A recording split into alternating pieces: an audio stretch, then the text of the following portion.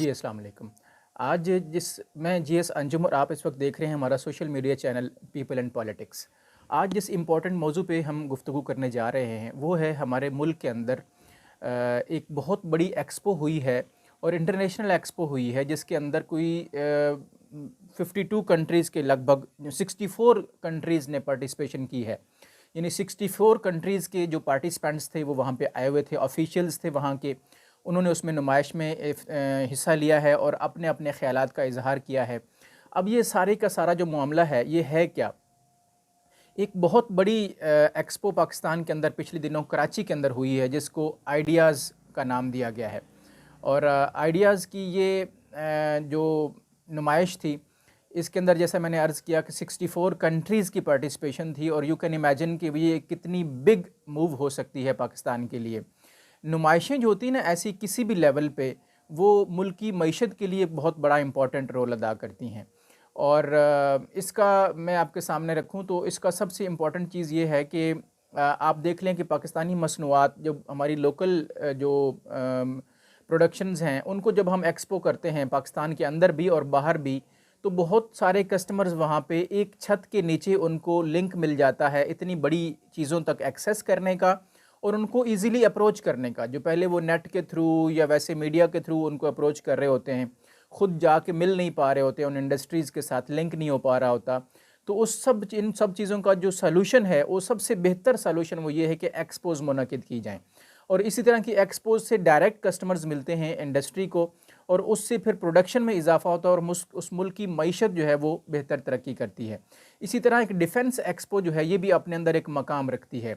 Defence analyst लोगों को पता है और डिफेंस की जो प्रोडक्शंस हैं हमारी, एक छोटी गोली से लेकर जहाज़ तक की जो चीज़ें हमारे यहाँ प्रोड्यूस हो रही हैं उनको दुनिया के सामने रखना और उनकी वैल्यू को कंपैटिबल करना पूरी वर्ल्ड के साथ और उनको वर्ल्ड स्टैंडर्ड पे लेके आना एक बहुत बड़ा रोल है जो किसी भी कंट्री में अगर हो रहा हो तो उसको अप्रिशिएट करने की ज़रूरत है। अब चूँकि ये पाकिस्तान की बात है तो यहाँ पे हमने देखा कि आइडियाज़ के नाम से जो हमारे यहाँ एक एक्सपो होती है, डिफेंस एक्सपो, वो पिछले कई सालों से चल रही है पाकिस्तान में और हर दफ़ा नए नए मुल्क और बड़े बड़े लोग आते हैं और उसमें पाकिस्तानी कंपनीज़ को ऑर्डर्स मिलते हैं और हमारी डिफेंस जो है वो हमारा जो असला है वो दुनिया के मुख्तलिफ़ मुल्कों में इस वक्त ज़ेरे इस्तेमाल है।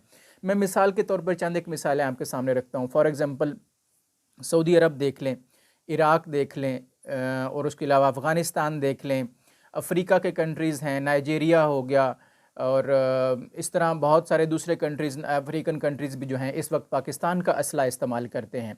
आप सुन के हैरान होंगे कि दुनिया में सबसे बड़ा असले का सप्लायर अमेरिका है। वो इस वक्त दुनिया में सबसे ज़्यादा दुनिया में सबसे ज़्यादा बेस भी उसने बना रखे हैं, अपने फ़ौजी अड्डे भी अमेरिका के हैं और सबसे ज़्यादा असला भी सप्लाई करने वाला अमेरिका है।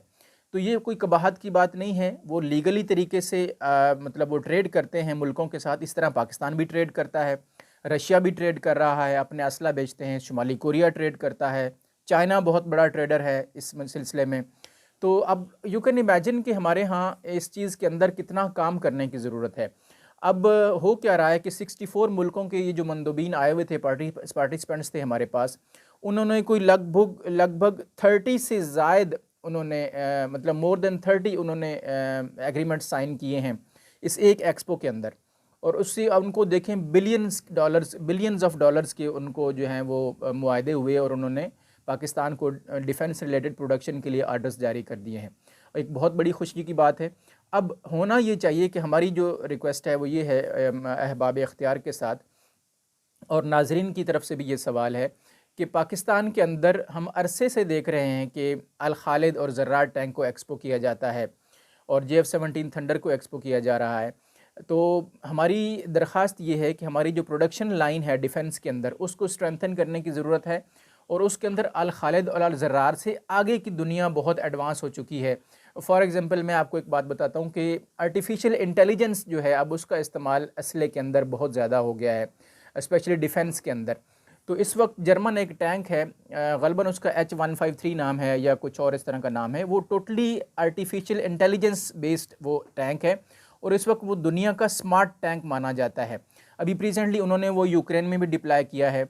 अब वो करता क्या है कि उस आर्टिफिशियल इंटेलिजेंस की बेस पे वो अपने आसपास के एरिए को खुद स्कैन करता है और जहाँ कहीं उसको दुश्मन नज़र आता है उसको वो टारगेट करके खुद उस पर अटैक करता है।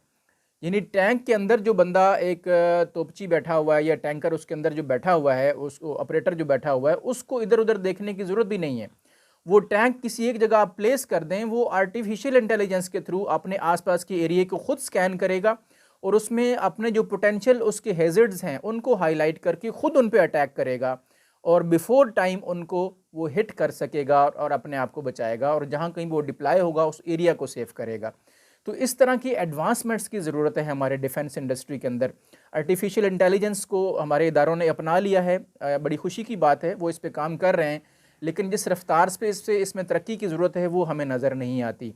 इस आइडिया के अंदर चाहिए तो ये था कि हम अल ज़रार और अपना अल खालिद टैंक जो हमारे पहले से इस्तेमाल में हैं उनमें कुछ एडवांसमेंट लेके आते, उनसे कुछ आगे के वर्जन्स लेके आते, लेकिन अभी भी वही देखने में आया है कि जिस तरह पहली एक्सपोज के अंदर उनको एक्सपो किया गया था उसी तरह अभी भी वही किया गया है। तो हमारी डिफेंस के जो हमारे अहबाब इख्तियार हैं उनसे एक दरख्वास्त है और सुनने वालों में कोई भी अगर डिफेंस से रिलेटेड है या उनसे कोई चाहने वाले वहाँ हैं तो उस वीडियो को शेयर करें। और ये दरख्वास्त है उन सब के साथ कि हमारे जो एडवांसमेंट्स हैं डिफेंस प्रोडक्शंस के अंदर उसको एनहांस करने की ज़रूरत है, उसको स्ट्रेंथन करने की ज़रूरत है। अपने यहाँ ट्रेनिंग्स को आप बेहतर करें, लोगों को ट्रेन करवाएं और कोर्सेज़ अब्रॉड को जो है वो आप ज़्यादा से ज़्यादा करवा के, अगर लोकल एक्सपर्टीज़ नहीं है किसी चीज़ में तो उनको मुल्क के अंदर वो इन्फिल्ट्रेट किया जाए और यहाँ पे ला के उनको उनका फ़ायदा पहुँचाया जाए नेशन को। और फिर इस तरह से हम वर्ल्ड मार्केट जो है उसके अंदर हम अपना एक बेहतर हिस्सा पैदा कर सकते हैं और पाकिस्तान को एक बेहतर नाम दे सकते हैं, बेहतर इकानमी दे सकते हैं हम डिफेंस प्रोडक्शंस के थ्रू। और एक बहुत बड़ा ये इदारा सेक्टर है डिफेंस प्रोडक्शन का और पूरी दुनिया के अंदर जो लोग हैं वो इसके अंदर काम करते हैं। हर मुल्क को डिफेंस की ज़रूरत है, हर बंदे को डिफेंस की ज़रूरत है, तो किसी न किसी शेप में वो डिफेंस की जो मटेरियल्स हैं वो अपने पास रखता है। मुल्क जो हैं वो बड़ी चीज़ें ख़रीदते हैं और इंडिविजुअल्स जो हैं वो शार्ट चीज़ें ख़रीद रहे होते हैं। तो हर सूरत में एक बंदे से लेकर एक कंट्री तक आपकी डिफेंस प्रोडक्शंस की ज़रूरत होती है। तो एक बहुत बड़ा ये दिफाई एक्सपो था, कराची के अंदर ये एक्सपो हुआ और वहाँ पे जैसे मैंने कहा 64 कंट्रीज़ के पार्टिसिपेंट्स थे और बहुत बड़ा वहाँ पे उनका वो इंटरेस्ट देखने में आई। जो रोबोट्स थे उनके अंदर, टैंक्स के अंदर, एविएशन एरोस्पेस इंडस्ट्री के अंदर, और पाकिस्तान को एक बड़े अच्छे वहाँ पे आइडियाज़ मिले हैं और आर्डर्स भी मिले हैं। हमारी दुआ है कि पाकिस्तान इस तरह फलता फूलता रहे, तरक्की करता रहे और हमारा मुल्क शाद व आबाद रहे। आपका यहाँ तक आने का बहुत शुक्रिया। पीपल इन पॉलिटिक्स को लाइक कीजिएगा और जो लोग इस चैनल पे नए हैं तो वो सब्सक्राइब भी ज़रूर कर लीजिए ताकि आपका और हमारा राब्ता रहे। I am really thankful to you for watching people in politics.